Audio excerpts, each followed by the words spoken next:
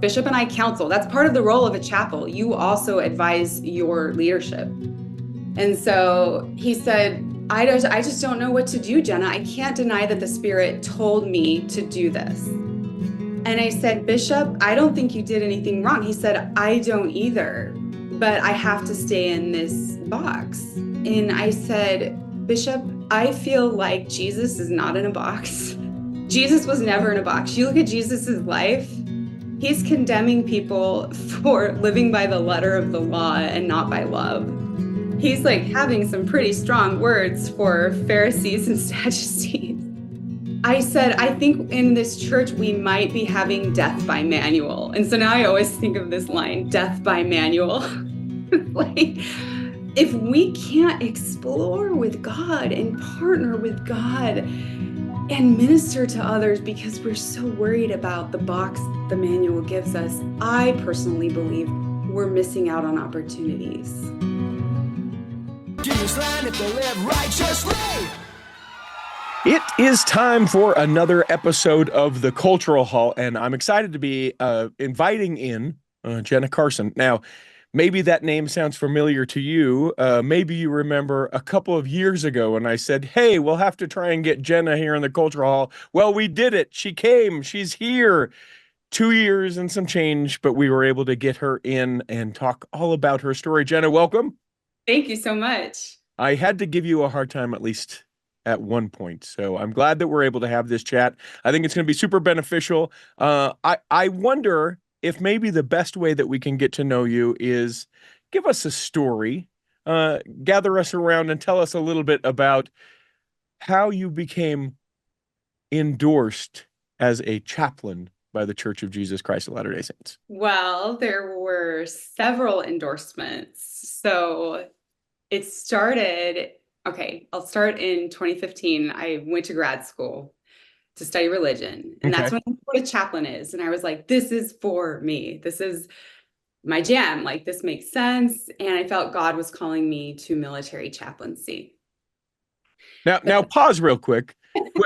Tell me a little bit about that, right? Like, were you always like, I'm feeling a call to religion and maybe religious chaplaincy is a thing? Or were you like, marketing is what I'm going to do. And then all of a sudden the sky opens up and you're like, no, religious chaplaincy is where I'm headed. That wasn't on my radar at all. I was an English major at BYU. I wanted to be an English teacher. And I had a few different professors who mentioned, Jenna, you have analytical ability. Have you considered graduate school? Because I had been, I took a few honors classes and was working for some professors in the religion department as a research assistant and teaching assistant. And so they were kind of mentoring me over the years. And then one day, Amy Eastonflake said, Jenna, have you thought of Harvard Divinity School? And I was like, no. And in my mind, I'm like, what's that? But I didn't say that to her. I was just like, no, I haven't. That sounds interesting. And there was like green light, green light, green light. Like it in my head and heart, I was like, what is this Harvard Divinity School? And I went home and I Googled it. I was like, oh my goodness, this is exactly where I want to be, studying religion. And it just kind of clicked. And so I applied, but I thought I would either go on and get a PhD and teach religion at a college level, or I was thinking of going to law school and becoming an immigration attorney. So those were like the two options in my head. Sure. But Now, hang on, though, because, I know what Harvard Divinity School is. I'm all aware of what it is, but there may be someone that was like the 2015 you that goes, yeah, sure. And they're feverishly sort of Google searching that out. What is Harvard Divinity School just a part of Harvard? Great question. Yes. So Harvard has different schools. Like, think, for example, about BYU. BYU has a School of Education, the Marriott School of Business. It has a law school. So same with Harvard. There's Harvard Law, there's Harvard Business, and then there's Harvard Divinity, which is where you go to study religion. So a quick question that I have about that is it different? Is the divinity school different in being able to attend? Meaning, like I've heard from several people whom I've interviewed before who have attended Harvard Divinity School, and and I haven't heard them express, but maybe it is that it's the same like rigors and educational this and all of the everything that Harvard brings. It's just the divinity school, or is it different in some way? In rigor. Yeah, well, I guess I just mean um when I think the layperson thinks of Harvard, they think, man, that's top of the Ivy League, and you have to get the 100% on the everything and all this. Is the divinity school the same way, or do they look at like disciplines, things you've studied, things that you've written, scopes and all that, and bring that into it as well as a great academic record? Absolutely. They're looking at a holistic view of what you've done. So I think what really gave me a strong application is I had experience working in religion as a teaching assistant, a research assistant. I had studied abroad at the BYU Jerusalem Center. I just organically, I had never thought, oh, I'm preparing for grad school, but just my interests had given me all these opportunities. And I believe God had given me all these preparatory experiences so that by the time I learned about divinity school, I did have a rich application. But I am not the smartest person. I mean, I work hard. I think I have average intelligence. I have really good analytical skill in the humanities and in religion. Mm-hmm. But like I'm terrible at science and math. And I remember specifically asking an admissions, I think the dean of admissions, if I don't have a good score on I think, what was it? What was the test we had to take? The GRE? Okay, If I don't have a good score in the math section, is this going to prevent me from getting in? And she said, absolutely not. good. So yeah, you don't have to be a genius. You just have to have passion and do good work. Yeah, which you can definitely tell already from hearing you that's where you go. So I interrupted the whole story. You'll hear about Harvard Divinity School. Google, Google, Google. Yeah, Apply. Spoiler: my guess is you got in. I did. Yes. Yes. And that was a happy moment. I remember where I was. It was in the BYU library on the fifth floor. And I kind of like let out a little scream when I saw the email. So I was like, ah! So And then the librarian immediately comes over and goes, "If I have to tell you one more time, Jenna, shh." yeah, I'm a troublemaker. So yeah, so I moved out there and I was Scary, scary married. for that BYU girl to be moving to the academic Harvard. It was not scary until I started orientation and realized, oh, I don't feel like I belong here. In fact, Mm, I felt imposter syndrome every single day for about 2 years. It's a 3-year program. Jeez. Yeah, I mean, so I come from most of my public education was in Idaho. Before that, I was in Kentucky. Idaho public school systems aren't known for being really strong. And so I just feel like there were a lot of gaps and BYU helped a lot, but I still had gaps. I remember like being in orientation and hearing my colleagues talk, and they were so sophisticated and they knew so much and they were so well read. And I was just like, I don't belong here. But you learn, you have to learn. I had to learn to stop comparing myself to people. Mm. And I started to shift from a feeling of like feeling intimidated to a feeling of awe and wonder and gratitude that I could study with these people and just soak up the knowledge. Tell me how you do that, because I think that that's a cure for anyone who's comparing themselves to anyone else, but I can't remember, or I can't imagine just being in this situation where in some cases maybe not even understanding what people are talking about, and instead of being like that shrinking, I'm going to find the corner of this room, or maybe I can sneak out and not be there, to embracing all that you don't know or that other people are that maybe that you aren't. Tell me how you do that. Well, the body of Christ imagery that Paul gives us in the New Testament is very helpful. Okay. He talks about how, how would an eye complain? I'm not an eye. I need to be a hand. Like you need your eyes to do what they do. You need your hands to do what they do. We all have different parts and functions in the body of Christ. And so that metaphor really helps me. Mhm. And also, frankly, it's like letting go of some of the individuality, I think, that's really, really prominent in the United States is like this, like, me, I do this, I achieve this.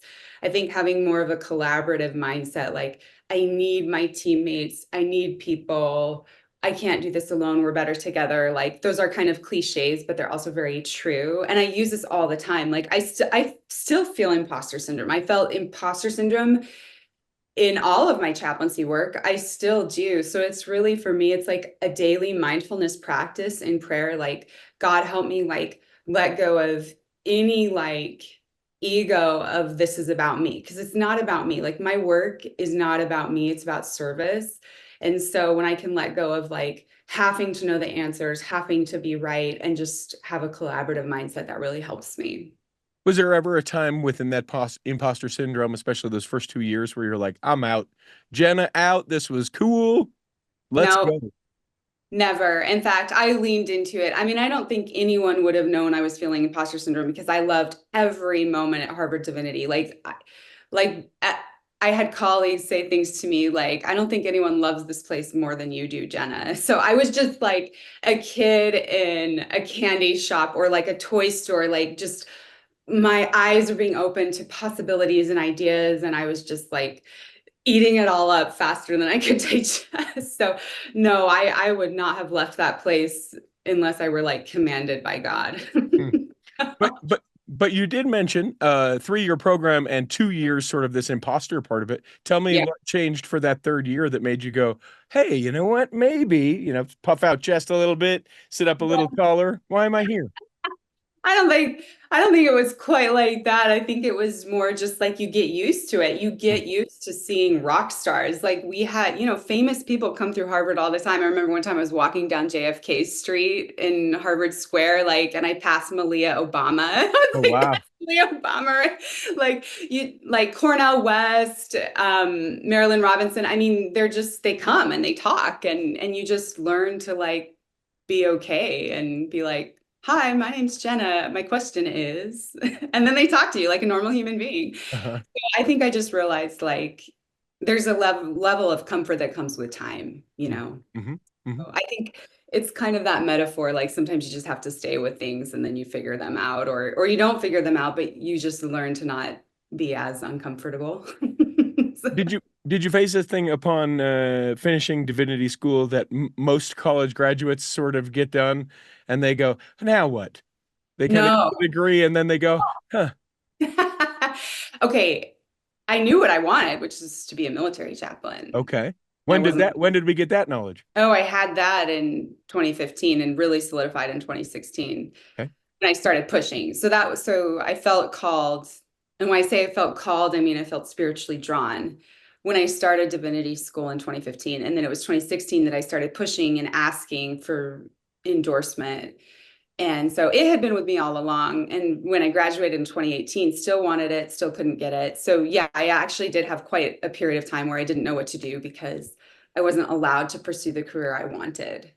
So talk to me a little bit about that. You pushed or you asked, what I don't know what I'm assuming, Yeah. dear dear Okay. church office building, Okay. please So allow me to be. yeah.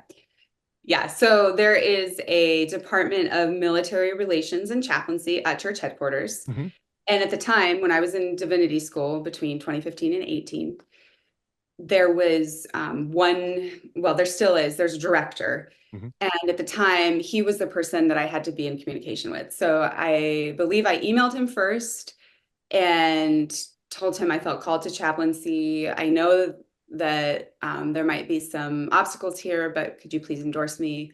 I feel like God's calling me to this. And so he explained to me later over the phone that the church doesn't endorse women for military chaplaincy because we are not ordained.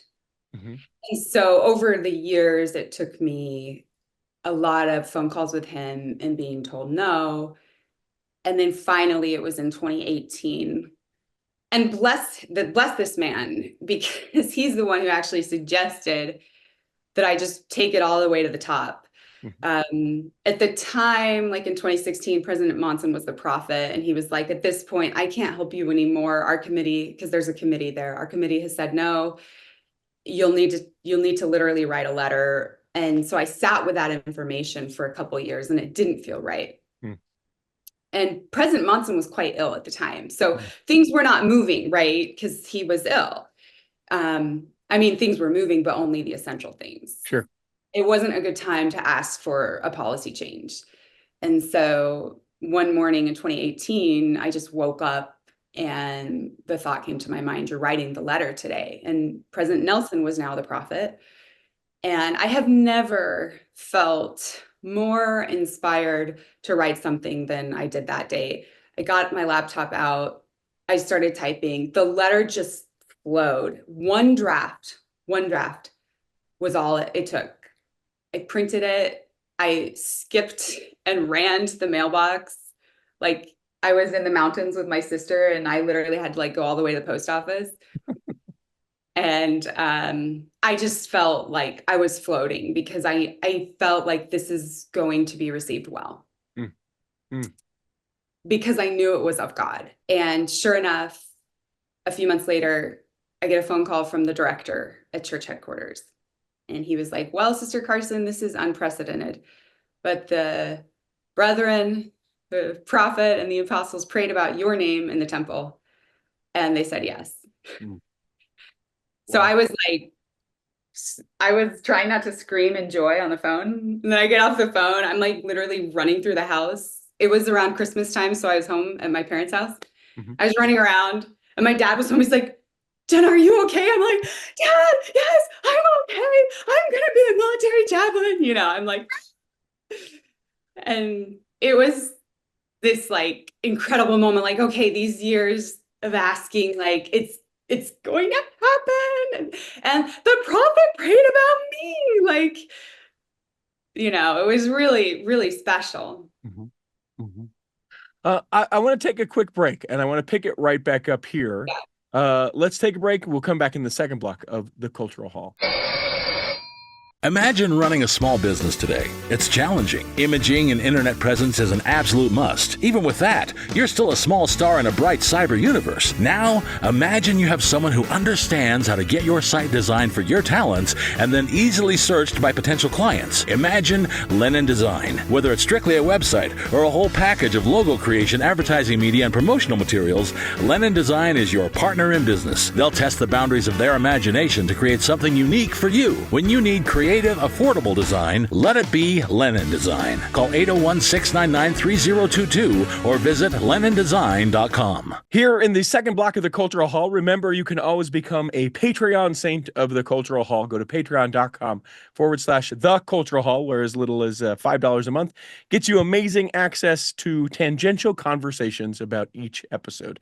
That's right, you get to be a part of that secret but not sacred Facebook group where the Patreon saints are hanging out. So think about it, patreon.com/the Cultural Hall. So Jenna, you're yelling around the house.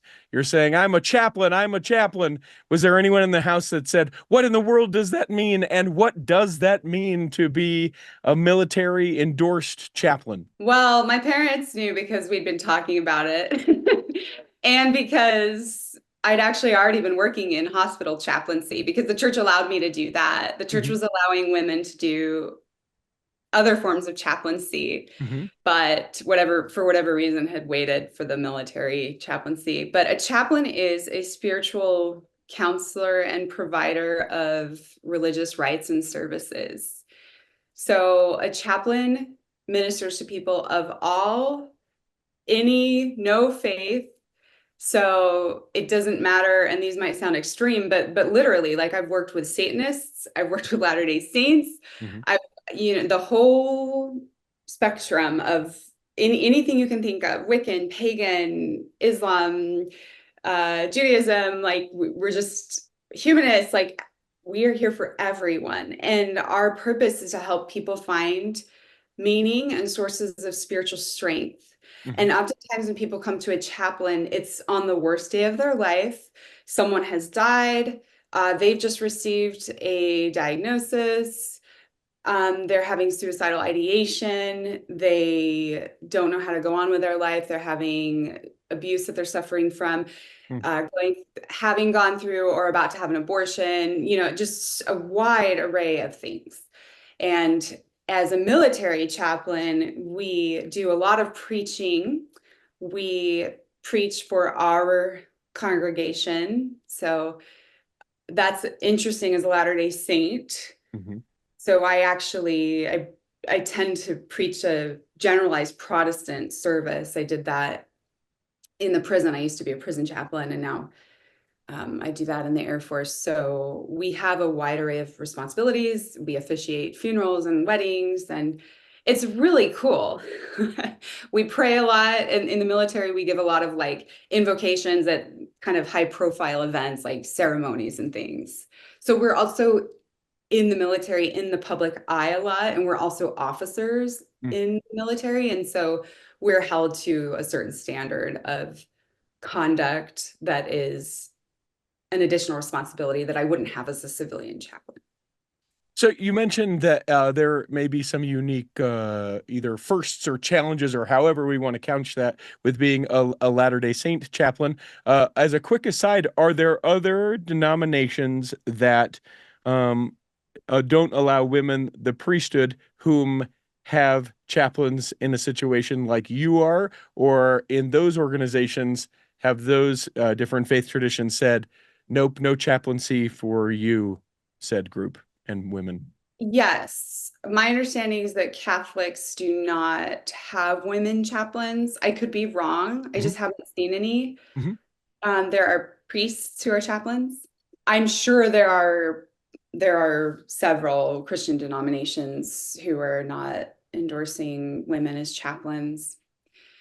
Actually, Richie, though, I wasn't done with my story yet Oh, because I'm sorry. I'm sorry. I'm sorry. it Go back. didn't Go back, end in please. 2018. Like I thought I was getting the endorsement, but then they actually didn't give it to me. Oh, shoot. I'm sorry. Yeah, scratch all my questions. Let's back. 2018. Bloop. Oh, so I'm screaming, I'm excited. Uh-huh. Okay, I think I'm getting the endorsement after like 3 years of asking. But little did I know it would take another few years because even after the prophet and apostles said yes, Uh-huh. the director at church headquarters said, well, you're now divorced and we want a married chaplain.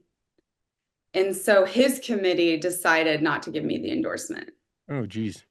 And so I had this high moment of thinking I was going to get to do what I'd been wanting to do. And then I was told no.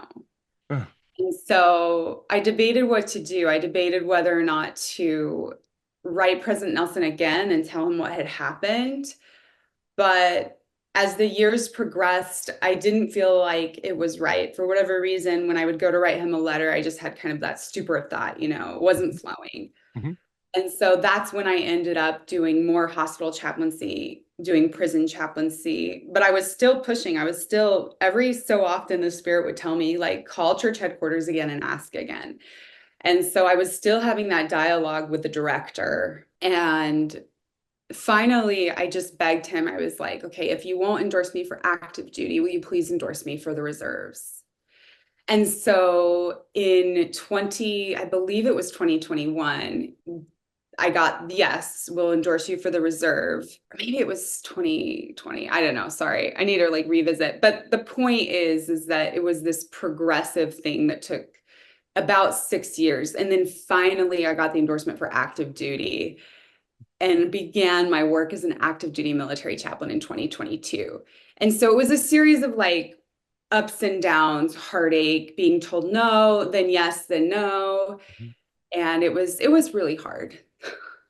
Can I ask you a little bit about the hard? Because though there are probably lots of people that are listening to this that will never consider being active military chaplain or active military chaplaincy, there are people that I feel like face these different challenges, have the questions, take it to church leadership, whatever this thing may be, and they know in their heart, they know what they should be doing or what they feel is right or whatever the thing is. And so many people sort of walk that journey. And I think a lot of people go, you know what, then forget it, and never arrive at the endorsement active military chaplaincy that you have done. Can we talk about how you were able to kind of keep going through all that? Yes. I I experienced a lot of anger because I felt like there was a lot of injustice, Sure.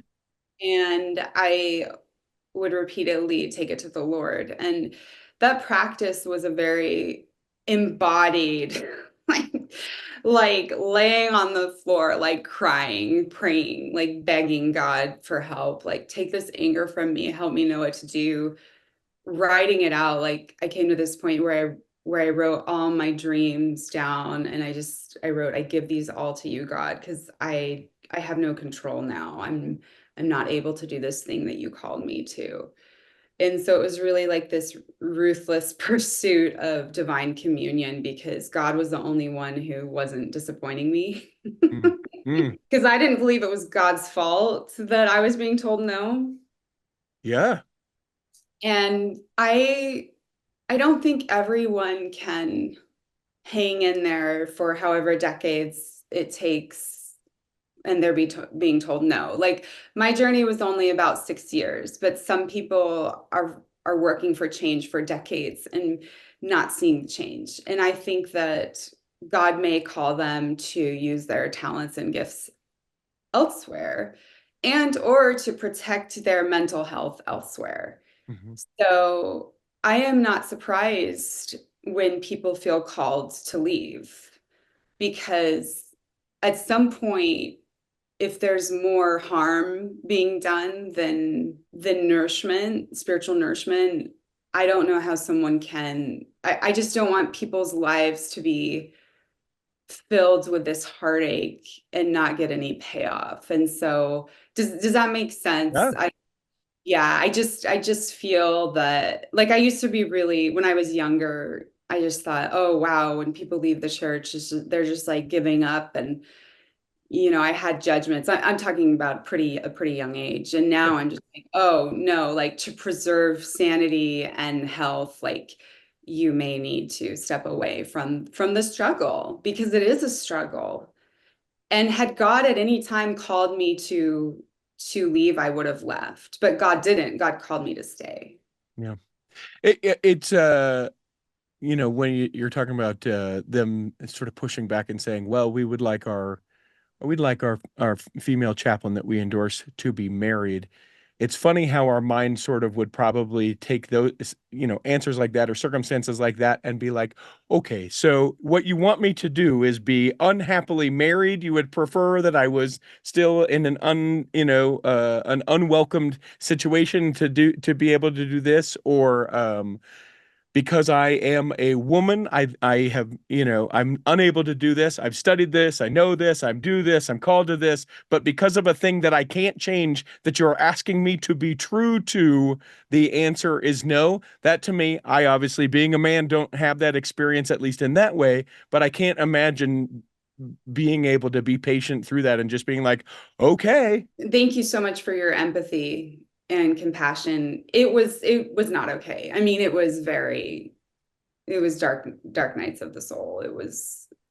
That's why I'm saying I was literally on the floor, like, crying out. I Yeah. mean, I felt I was doing so well getting out of the marriage, because it was an emotionally abusive situation. It was devastating to my spirit Hmm. and being.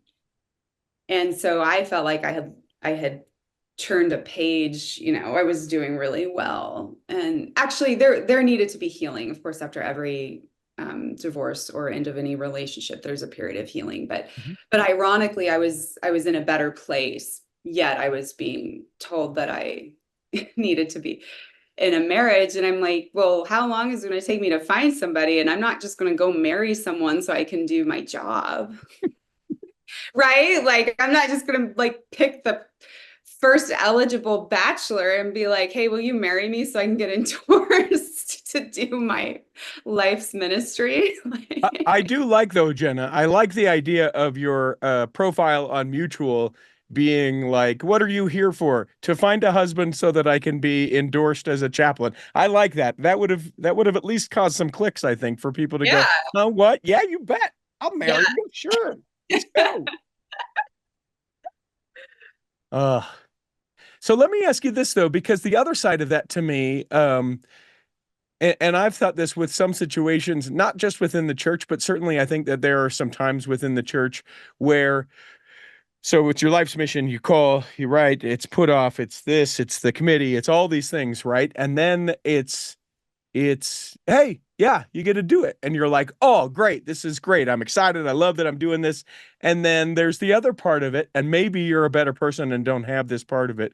But I go, now is why we decided to do that.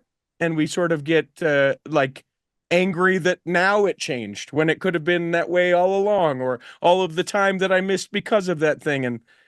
And so I wonder if you had any of that, and if you could speak to that. Thank you for asking that. Yes, I think the biggest pain point for me is that had I received the endorsement earlier, the Air Force would have paid for my school. Oof. So I didn't get any funding for my education. And I told the director the timeline, like this is really important to me financially. And so I do feel like in some ways my career was not only I was delayed, but also there are some financial repercussions. I could have had a full funding for my education. Wow. It's still a pain point when I see a lot of other people getting funding because they get endorsed. Yeah. But I mean, it's just one of the injustices that I try not to think about too much. Sure. I think the Lord really, He gave me other opportunities that helped form me. And some of them were very painful, but my work, particularly in the prison, I never would have ended up working as a prison chaplain had I immediately gotten the military endorsement. Hmm. And that work in the prison was a foundation for my life that has shaped me, informed me, and made me better. And I cherish that time. And so I'm grateful for a God who gives us gifts during times of injustice. That was a great gift. Yeah. Now I will say, oh, go ahead. Oh, no, please. The change happened after we got a new director. Mm. That's what, after the new director came in, is when I got the phone call that I could get the endorsement for full-time active duty military chaplaincy. And so that also just opened my eyes to understanding that a lot of policies a church puts in place are not because God directly wrote them. Hmm. They're because we have different leaders with different opinions and perspectives and expectations and understandings. And personality comes in, there's human agency and choice. And so I also really got a firsthand witness of sort of the necessary human organization in this church. Hmm. Whereas I think a lot of times, like growing up, I thought like, oh, God writes all the policy. And I just don't, from personal experience, I don't believe that anymore. Right. It's interesting as you get older and you start to realize how an organization like the church runs, that you do sort of, you see those things that you go, I thought when they did mission calls that they sat in a room and each individual picture popped up and they prayed and said, where should this person go? And then you quickly realize it's like, listen, we got a lot of gaps.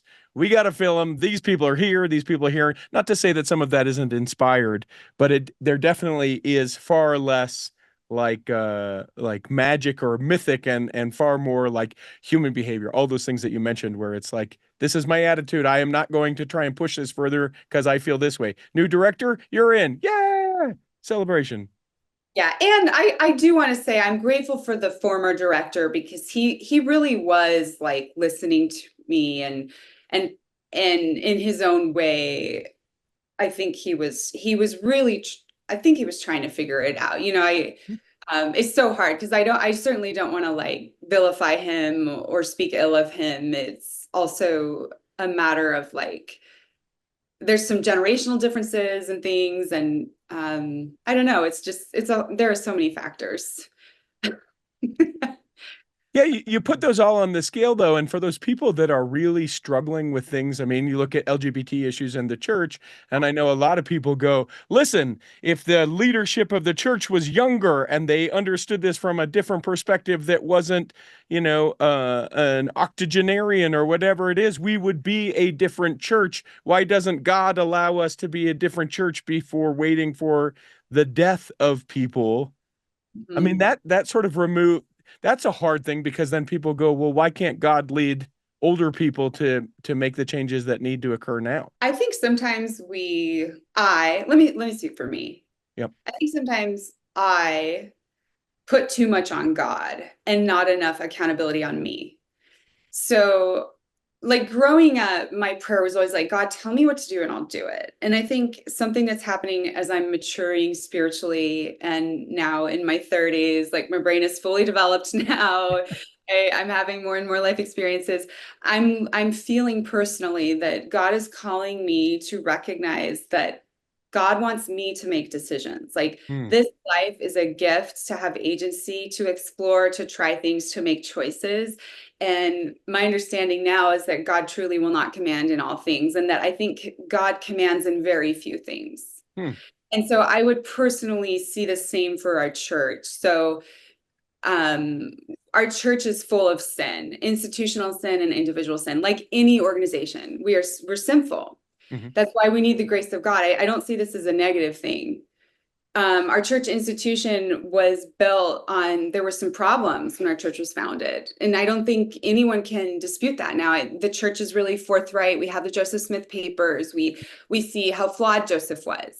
Do I believe he was called as a prophet? Yes. Do I believe he was sinning and doing things that were inappropriate? Yes. It can be both and. Hmm. Um, as all of the prophets, I mean, look back in the Old Testament when I took beautiful scripture courses at Harvard Divinity School, we're seeing this beautiful pattern in the Hebrew Bible, the Old Testament, of flawed prophets, prophets who deceive, who kill people. Hmm. Moses killed someone, prophets who commit adultery. Like the story is not that prophets are perfect. The Right. story is one of redemption, is that God works with these flawed people again and again and again. And the call is constantly to repentance. And so I think as an institution and as individuals, like I would like to see more of a posture of repentance and owning how flawed we are and how flawed our policies have been in the past, and that they're flawed now, but that we're reaching for God, we're seeking, and we're not often getting it 100% right, Hmm. but the only right is Jesus. Like that's our right, the way, the truth, the light, the life. Like he is the way. And so I think that, like, now I'm just rambling, but I am very comfortable talking about how sinful I am and how, like, how much I don't know, but that God lets me make mistakes, and God lets his church make mistakes. We have made so many mistakes Hmm. because I think we're just filling it out and trying to get it right. And that's why I love that President Nelson's talking about an ongoing restoration. Yep. What is this ongoing restoration? Maybe it's a restoration in our hearts and as a community as we evolve. Yeah, I think the way that you frame that is pretty beautiful because there's so many people that rest on the church is perfect or the church is perfect, but the people are the ones that mess it up or all those things. And I think that that's a dangerous sort of minefield. But when you can find space to go, I believe, that God calls prophets and these prophets can make horrible choices, make bad decisions, be, awful in this aspect of their life or whatever the thing is. It doesn't have to be that these individuals are, flawless or perfect or whatever those things may be. And I think especially when we get into some of that church history stuff that really is sticky for people, I think being able to say both and, as you indicate, is super important. Yeah, and it frees us. Like I remember I used to think I had to be perfect. Like I really did. I put so much pressure on myself on my mission, especially if I'm not perfect, if I'm not getting every single thing right, someone might not get baptized. Right. But it's now as a chaplain, I feel so liberated realizing like, wow, I am so flawed. I recently had someone in my office and he was just like, Chaplain Carson, he was there for a counseling session. He's like, you are such an amazing chaplain. You're such a woman of God. You are shepherding us. You are doing all these things. And he just was like profusely thanking me for the difference I'd made in his life. And then he brought in the example of another chaplain who he believed had not helped him. Mm. And I heard him and I heard what he was saying about this other chaplain. But then I said, to him, it is only by the grace of God that I have done anything good. I Mm. told him, I said, you could have caught me on a bad day when maybe I wasn't perceptive and discerning through the power of the Spirit what you needed. And maybe I would have been like that other chaplain. That chaplain has good days. I have good days. We have bad days. And so I was just explaining to him, like, always give the credit to God And so I just think as a church, sometimes we put too much on our prophets. We idolize them. Yeah.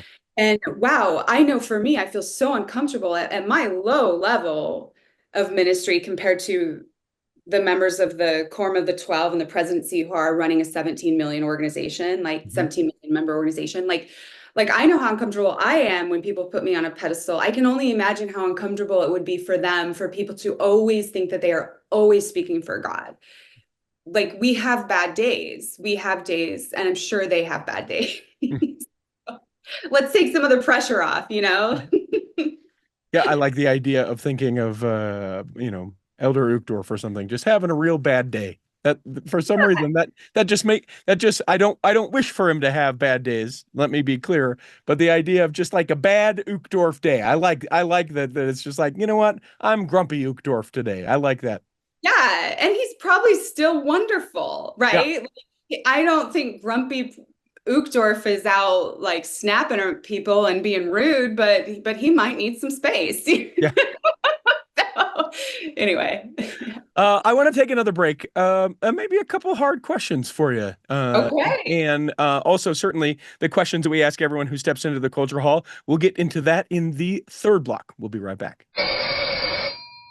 BestDJinUtah.com is the website. That is where you go if you would like me to come and DJ your event. Now, will I do a family reunion where you all wear the same t-shirts? You bet I will. Will I travel to wherever you're at? Uh-huh. Am I reasonable as far as what I cost? Yes. Yes. Do I bring a good time? Yeah, all the things. Listen, Best DJ in Utah, it's my company. It's a thing I do that allows me to be able to have the time to do the Cultural Hall. So if someone's getting married, you think, man, they need a great DJ. You're throwing a party, whether it's a 50th or 60th or 40th or 20th or whatever the party is.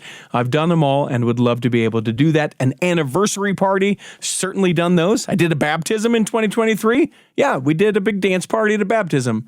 Spoiler, not a Mormon baptism, but it was fun nonetheless. BestDJinUtah.com is a website. I will get back to you within 24 hours with a quote. Come on now. BestDJinUtah.com. Here in the third block of the Cultural Hall, remember you can always email us, contact@theculturalhall.com. Email is always open, so when you get that thing where you wake up in the middle of the night and you go, you know what, I really would like to thank Richie for that amazing episode with Jenna, you can write that email right then, and it won't wake me up, but when I wake up, I will read your email and joy will fill my heart. Contact@theculturalhall.com. You can also make guest suggestions there. You can also say, you know what, Jenna, I didn't like Jenna not one bit. You could send that if you wanted to. I would delete that email because how dare you, but contact@theculturalhall.com. So Jenna, I do want to bring this up because I think that, or maybe I misunderstand chaplaincy as far as this goes, but there may be people, congregants, people who are in and around you that are like, oh my gosh, Jenna, you have brought me to Christ. You have taught me of our Savior. I would love you to baptize me. And then you go, can I get a man in here to do that? Or I would love it if you would give me a blessing. Can I get a man in here to do that? Let's talk about that. Yeah. I have a few stories to share. Please. So, funnily enough, and our listeners should know that you had no idea about this, so I'm just laughing that you bring up baptism. So recently I was so fortunate to be appointed like the lead pastor of one of the Protestant services on base. So I was responsible for making sure everything's running smoothly, everyone is having a worshipful experience, and I was preaching every Sunday. So Pentecost came. Well, I was preparing for the day of Pentecost. Now you're going to need to tell people what Pentecost is because people in our faith tradition are like, I don't know. I don't know what that is. Yeah. So this is after Jesus's ascension into heaven. And basically it's a day when people are receiving all these spiritual gifts and they're speaking in tongues. And it's really, in most of Christianity, it's seen as like the day when the church, as it is today, really started spreading because the apostles had received this call to preach and to bring the gospel into the world. And there was this day of Pentecost when the Spirit was poured out upon many, many people. And traditionally in Christianity, it is a day where, so we're celebrating people joining the movement joining the Christ following movement. And so it's a really good day to do baptisms. And so one of the people I was working with in the congregation, one of our contractors who leads the music for the service, he had the idea, or maybe I had the idea, I can't remember. One of us had the idea. We thought it'd be really cool to offer baptisms on the day of Pentecost to mark this occasion and to give people that opportunity to be closer, like to join the fold. Because we do have people who are coming to our congregation who have not yet been baptized. And so I thought, let's do it. Let's organize this kind of mass baptism, right, for anyone who wants to be baptized. And it's obviously really important. Baptism is really important. And it's also like, yeah, you entering the gate, right, as we say in the LDS church. And in other Christian churches, it's like signifying that you're following Jesus, right? Like in ours. Yeah. So anyway, I like talked to my leadership on base. I was like, what do you think about doing this? And I said, this contractor, he can do the baptisms, or, you know, I can help. I can also do baptisms. Because again, this is not like in an LDS setting. This is Right. general Protestant. And his first thought was, well, have you asked your endorser? And I was like, oh yeah, really good idea. Because I forget, like, I'm so steeped in this interfaith work in my role as a Protestant chaplain that I'm not thinking in like a Latter-day Saint lens, like, you know, I must be ordained to the priesthood office to do this. Because I'm just thinking of the needs of the flock, you know. And so I emailed my endorser. I was like, hey, I feel guided by the Spirit to plan this baptismal service. I don't have to do the baptisms. We have someone else who is an ordained minister who can do them, or I can participate in them, whatever you'd be more comfortable with. And I love my endorser because like, I just really trust him. And there's no, like, I don't feel like I have to censor myself or be afraid to ask questions. You know, I did think he might shut me down and say no, but I also thought he might say yes. But he did say no. But then I realized, like, I went back and looked at the chaplain manual for members of our church, and it does say, like, don't participate in baptismal services unless it's the LDS tradition. So him saying no isn't because I'm a woman. It's just because we're directed to only do that within our church. And so anyway, point is, we didn't do the baptismal service. But I do sometimes wonder, like, how much good it might have done. You know, it could have been good. It could have been helpful for people. Maybe not. I won't know, you know. So that's one story. And sorry if that was. Oh, no, I think it's great. Tell me the next one. Yeah. So another story is I was working as a hospital chaplain. This was before I had the military endorsement. And I visited a young woman who had just given birth to a baby. She was alone in the hospital, no family. The father wasn't there. In my understanding, the father of the baby wasn't involved. It wasn't planning to be involved in the life of the child. And I just sat with this woman and listened to her. And then she asked me if I would bless her baby. And it was an emphatic yes. I wasn't going to say, no, I'm sorry, I'm not going to bless your baby. Bye. Yeah. You know, Good now, luck. See you later. Yeah. Nope. let me give you some context, though. A few years before, in 2016, I had a conversation with the adult child of a member of the 12 apostles. So one of our prominent apostles, one of his children shared with me that in this apostles' family circle, the women participate in laying hands during blessings. And at the time, that was revolutionary for me. So remember, 2016, this is before President Nelson was prophet, before he was talking about women having priesthood. This was when our understanding was women don't have priesthood, period. Now we say, well, yeah, women are endowed with priesthood power and have access to priesthood. But at the time, no. And so when he was telling me this, I was just kind of shocked. And I was like, wait, so how does this work logistically? I was like, do the women, they just join in the circle? And he said, yeah. I said, oh, wow. So if I wanted to do this, if I wanted to bless someone, would I just like say it like as if I were saying a prayer? And he said, yes. And at the time, I just kind of held that in my heart. And then it was like 4 years later that I was doing this ministry, and this woman asked me to bless her baby. So I laid my hands on the baby's head and I blessed the baby. Did I say, by the power of the Melchizedek priesthood? No, no, no. I prayed over the baby. I prayed over the baby with my hands on her little head. Shortly after, there was a mother who had just given birth who was going to have to, she wouldn't be able to take her baby home because the mother was struggling with drug addiction. And so she was not allowed to have her baby. I mean, she had the baby, but the baby was being taken from her. And so I blessed her. And I'll never forget that day. We went to the chapel in the hospital. It was me, it was the woman, it was her boyfriend. She sat in a chair. I laid my hands on her head and I prayed over her. Again, I did not say any specific blessing language that we use in the church. I just prayed over her with my hands on her head. Now, I brought this up to my endorser. There's a counterpart to my endorser, a female. She's wonderful. Her name is Tammy Harris.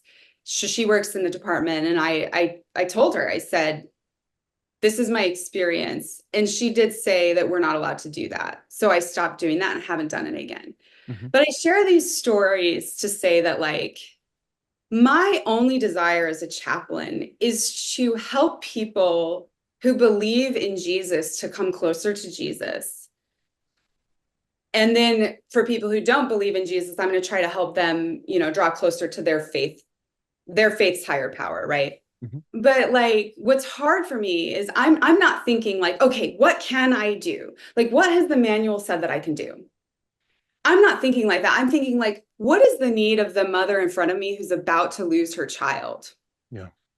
What is the need of the mother in front of me whose boyfriend who created this baby with her is never going to come around? What's the need of a congregation of people interested in following Christ who may want to be baptized? I'm not like, I need priesthood authority. I need to be ordained. I need to fight for this.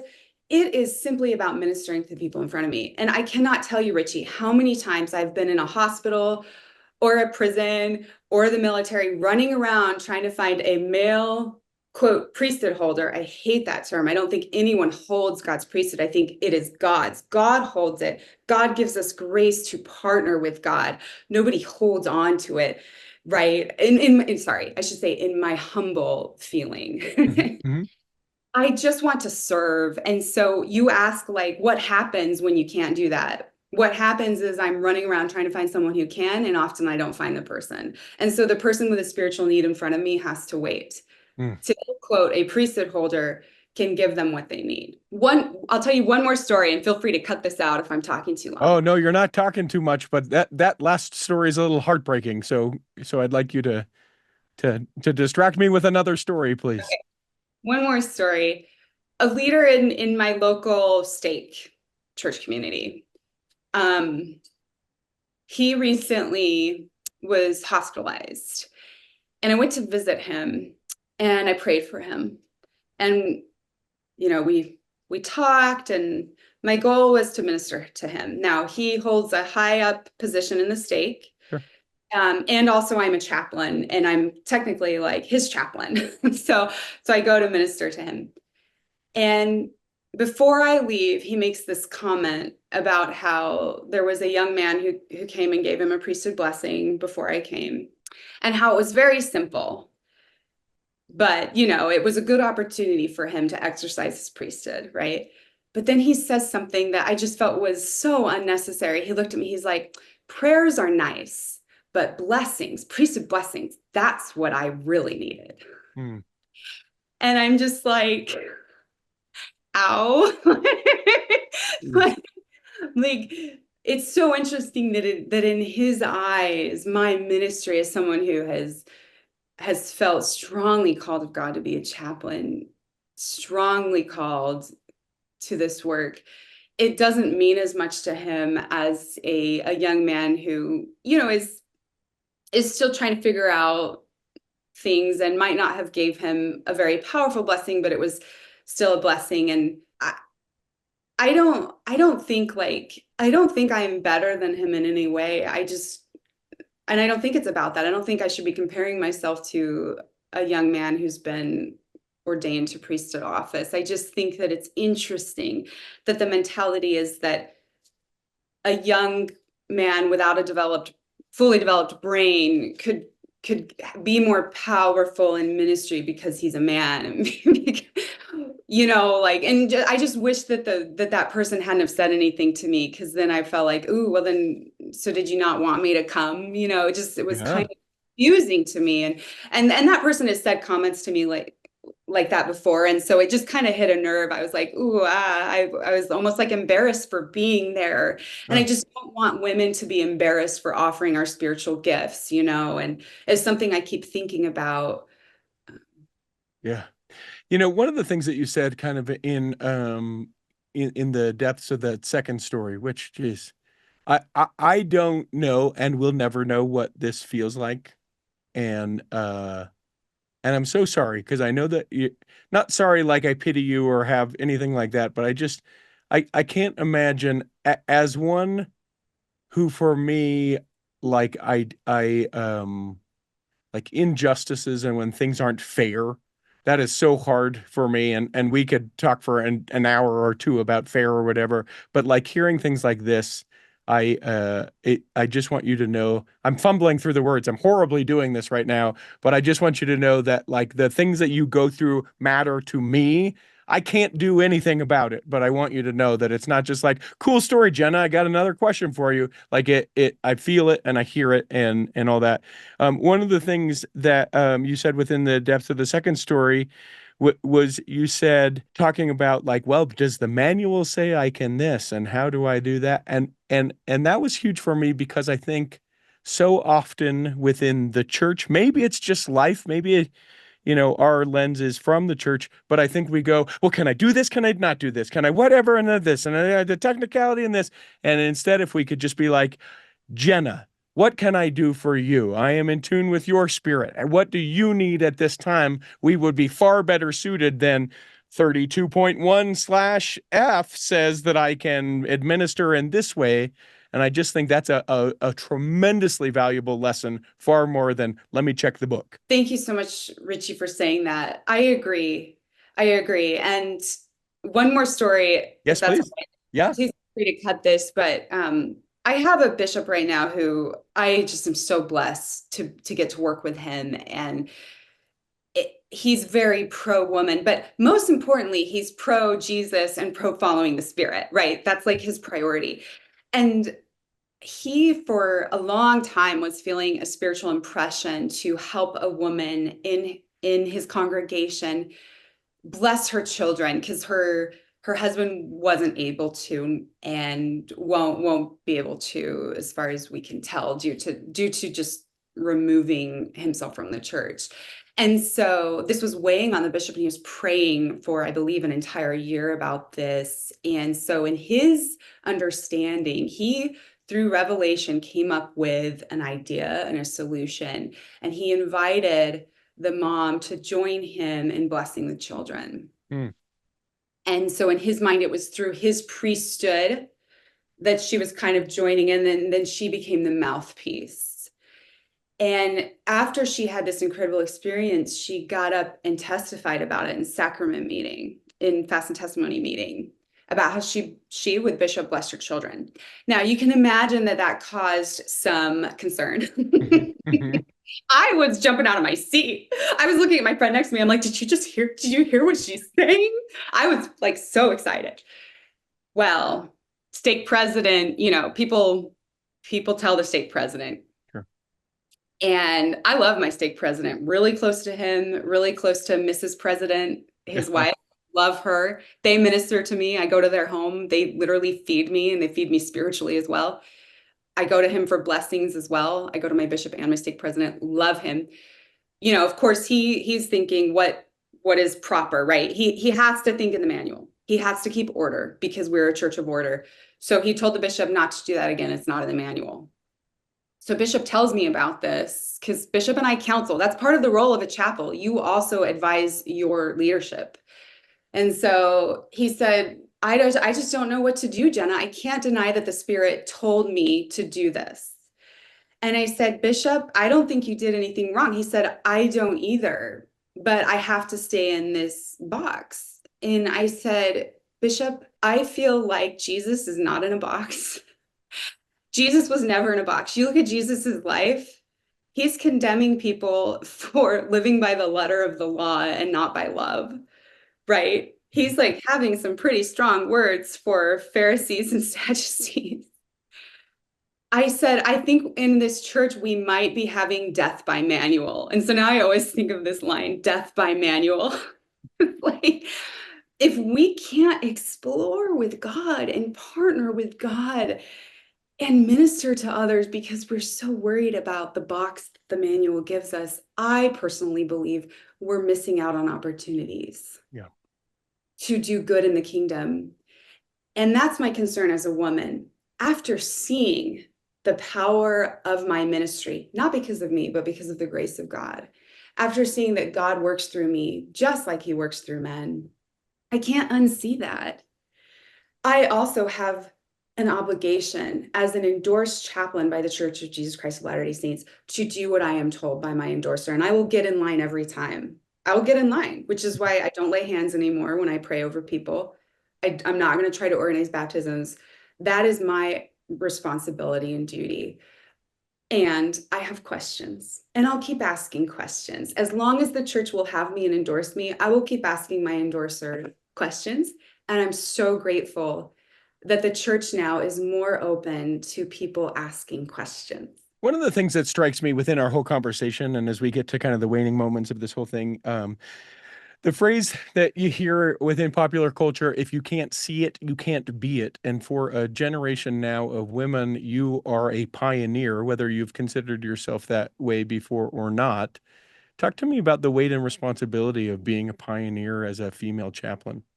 Thank you for that question. I feel a lot of weight, Richie. I take it to God in prayer almost every day. I didn't realize I'm as visible as I am. I've been laying low. That's why I said no to your podcast 2 years ago, not because I had anything against your podcast, but I felt to lay low, to feel things out. My social media was private. I was very private. I'm now starting to open up more. The Lord is giving me the green light. But now that I'm sharing more and I'm more public, I feel a great responsibility. Just yesterday, I called a mentor of mine. I said to him, I said, I need accountability. I have accountability with my bishop, my stake president, but I was like, I need your accountability as my mentor. Like, I need you to tell me your thoughts on my thoughts right now. And I was asking him very personal questions about some questions I have about different policies that are in place with the church. And as any good mentor or spiritual director will do, he didn't tell me what to do. He didn't give me answers. He asked me questions.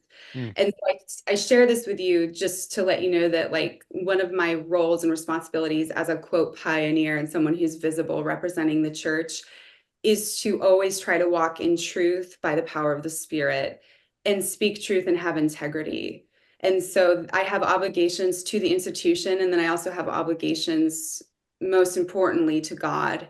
And so my prayer every day is just, God, help me know what to say, what to hold in my heart, and how to operate in the world, because I don't know, but you know.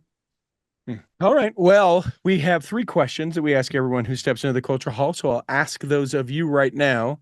The first question is, and I sort of feel a little maybe silly about asking this question is, but do you have a calling? And if so, what is it? In addition to your chaplaincy, do you have like a ward calling? I do. I'm the second counselor and the Relief Society president, and I'm doing terribly. I really am, like, and I'm giving myself permission to not be as present as I would like to be. And I've talked extensively to Bishop about this. When he extended the calling, I was just like, Bishop, I really don't know if I can do this, but I prayed about it and God said yes. So I said yes. Mm-hmm. And thank goodness, like the president of our Relief Society organization, she's just incredible. But yeah, I have a calling, but am I doing great in it? No. Because I'm like never there. Yeah. I'm like on the military base. If you could pick a calling for yourself, either one that exists or make one up, what would you pick? I just want to be a chaplain. Just chaplain. Because chaplain is technically a calling. Like we're set apart. Yeah. Now, as a quick aside, this is not the question that we ask everyone, but is it different? Is there a hierarchy of chaplaincy within the military? Like Air Force is the way, I know that there's always the competition between the military branches. This isn't what I'm saying, but is there like you're esteemed a little higher if you're an Army chaplain, or the Marines, the chaplaincy in the Marines, that's where you want to, the retirement's real good for the chaplaincy there. Is there anything like that within the military? Well, yeah, there's always a joke that Air Force chaplains have it easy because like we get to stay in hotels, whereas the other chaplains are like camping in tents. Honestly, I personally have a ton of respect for Army chaplains because they're out in the field a lot and they go on really, really long deployments. Air Force deployments are shorter. I have so much respect for my colleague, Dawn Dimmick. She is a pioneer. She is the first LDS Army chaplain who's a woman. She's amazing, amazing woman who I also want to give credit to because it wasn't just me fighting for change. She came in and was also asking for change. I don't know. And our Navy chaplains are the ones who minister to the Marines as well. They're on a boat for a really long time, like on a ship, and that's hard mentally. So I just have so much respect for all my colleagues in other branches. It's not easy. Being a military chaplain is very rigorous. There was a military chaplain who once told me that being an Air Force chaplain is the hardest job he's had in his life. And he had been a pastor of a congregation for 24 years. Jeez. Pastoring is not easy. Pastoring a congregation is no walk in the park. Yeah. So for him to say military chaplaincy was the most rigorous, I was like, wow. And I have to agree. The way that my mind works, and this sort of will give you a key into who I am. My mind then wanders to, is there a Space Force chaplain? We don't need to get into it. That's a whole, or is there? Do you know off the top of your head? Air Force chaplains are Space Force chaplains. Like we are currently covering Space Force needs. Slowly but surely. Yeah. All right. Yeah. Well, then in that case, send Jenna to the moon. That's what I'm saying. Let's do it. Oh man, I would die. I so respect astronauts. I have to be on Earth. I think I would not do well in space, but thank you. That's very kind. Of course, of course. The last question we ask everyone who steps into the cultural hall, we ask you to interpret it however you would like. But the question remains, what is your favorite part of your faith? Jesus. I'm in love with Jesus. Like, I really am. Part of me wants to be a nun so I can be married to Jesus. I said that in Fast and Testimony meeting. My stake president was behind me. I think he was mortified. But I'm serious. Like, I feel so in love with Jesus. Jesus is like my man. Like he's my God. So I say that with deep respect. Jesus is God. He's my savior. And I have in front of me a picture of, an image of Mother Teresa kissing his feet and washing his feet. And that is my example. I love Mother Teresa and I want to wash Jesus's feet by serving others. Yeah. Beautifully said. Jenna, it's fun to finally be able to visit with you. Next time, don't wait 2 years. If I ask you again, let's just do this again quick. I've enjoyed every bit of the time that we've had together today. I hope that this episode has nourished and strengthened your body, that if you're not healthy enough to listen this week, that you'll be healthy enough to listen next week, and that when the time comes, you will be able to travel home in safety. In the meantime, Chris at Alpine Lakes Travel, Rick McGee, Debbie Wanless, Chocolate Cake Bites Podcast, and the Tiger with a U will be saving a seat for you on the back row of the Cultural Hall. Save me a seat, it's sure to be neat on the back row. We read